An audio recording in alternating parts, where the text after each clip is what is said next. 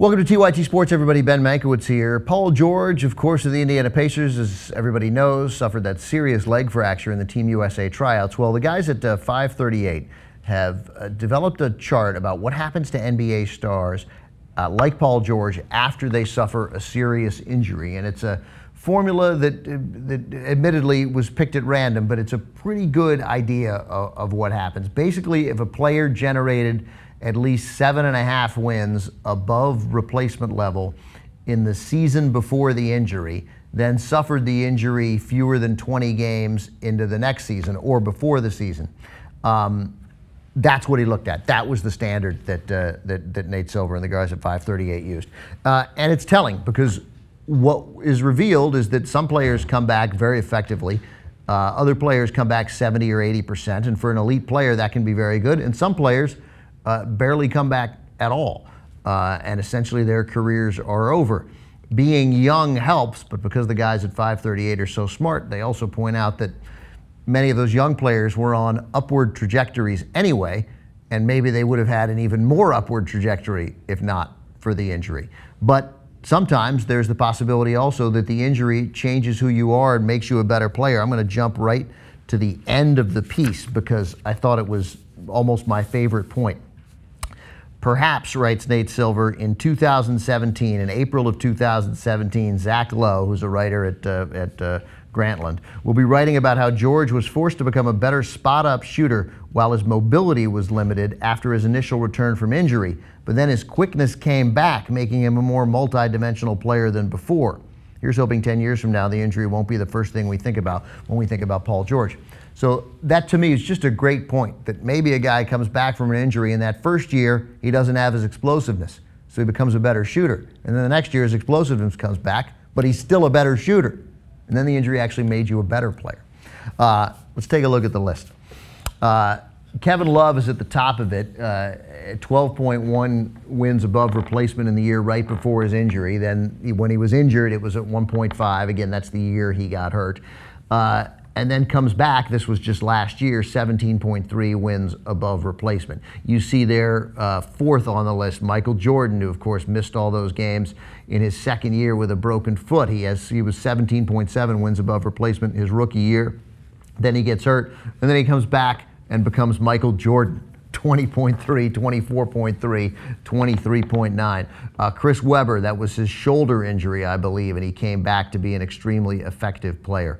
But look at the ages of those guys. Sam Cassell is in there and had some of his best years after his injury, but nonetheless not the elite player that those other guys are. Mark Price came back to be a very effective player. Tim Hardaway had his best year 3 years after. One of the examples that Nate Silver uses right in the beginning, he starts in his second sentence, sports fans have selective memories. Most NBA geeks know that Bernard King, former New York Knicks forward, was never the same after tearing his anterior cruciate ligament in a 1985 game. That's true, he was never quite the same, but Bernard King, is Bernard King on that list? I think he is. He's on page 2 of the list. Take a look at Bernard King. There he is, close to the top, 85, 86. He was 29 years old. You see, he was a very good player, not a great player at that point, with 6.8, 9.2, and 7.8 wins above replacement. Then he suffers his terrible knee injury. And for 2 years, he basically doesn't play at all. He didn't play the year afterwards, and then he has nothing. Then he's up to 3.4. That 3.4 wins above replacement was the first year Bernard King had with the Washington Bullets. He averaged 17.2 points a game. The next year, he averaged 20.7. Then he averaged 22.4. Then he averaged 28.4, and then got hurt again, and his career was over. So essentially, Bernard King's last full season in the NBA, he averaged 28 points a game. So Bernard King did come back. So I was sort of half surprised that Nate Silver used that but that said, Bernard King is an outlier, and his great year came 6 or 7 years after the injury. Interesting, the average, all the way at the bottom of the second graphic, Mike, there we go. The average is promising.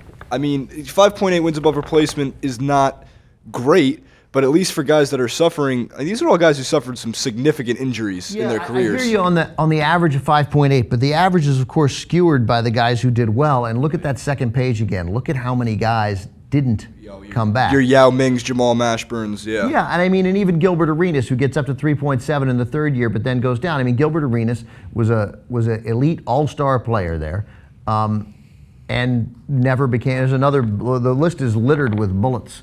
Bernard King, Gilbert Arenas, John Hot Plate Williams, you know, and then we see it in Derrick Rose. Like, what kind of player is he about to be?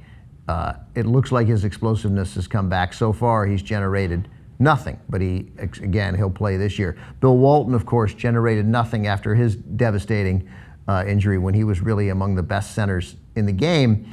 But then Bill Walton became a significant role player later in his career. And these guys, and Nate Silver points that out, that some of these guys did not come back to be elite level, but like Grant Hill, who's on that chart too, on the bottom of that chart, became for many, many years after his significant injury a very useful player. Bill Walton did too, contributing massively to the Celtics' 85-86 championship team. I believe that was the year. So what you want is Paul George to be at the top of this list. And if you do look at the list again, the younger guys have a much better chance. And again, they were on an upward trajectory anyway. So maybe Paul George comes back, and even if he does come back to be 90% of what he was, 100% of what he was, what we don't know is what would have happened without the injury. Maybe he would have been 125% of what he was. We'll never know. But considering his contract, Silver makes a couple of really good points that I think are worth bringing up. George recently turned 24. The average player who was injured at that age will come back to be 75 to 80% as productive as he was before. Again, the average player. There are players who come back to an elite level and players who don't, but the average 75 to 80%. If George came back, Silver writes, at 75 to 80% of his former self, that wouldn't be such a bad outcome for the Pacers. Between 2011 and 2013-14, so during those 3 seasons, George was worth an average of 11 wins per season. 80% of that would make him a 9-win player instead between 2015-16 and 2017-18, the last 3 guaranteed years of his contract. Wins above replacement in the NBA are worth about $3 million a pop, so he'd be producing at $27 million worth of value for the Pacers on a contract that would pay him $18 million a year instead. So the Pacers actually, to at least get value on that huge contract, don't need him to come back at 100%. But if he comes back at 75 to 80%, and anything above that is even better, and 100% makes him an elite player and makes that contract well worth it. That is also an indication of why it was incredibly valuable for the Pacers to go ahead and sign a guy to a 5-year, $90 million deal, a guy like Paul George, because his value that they project will far exceed that, and it all gets done before he's 30 years old.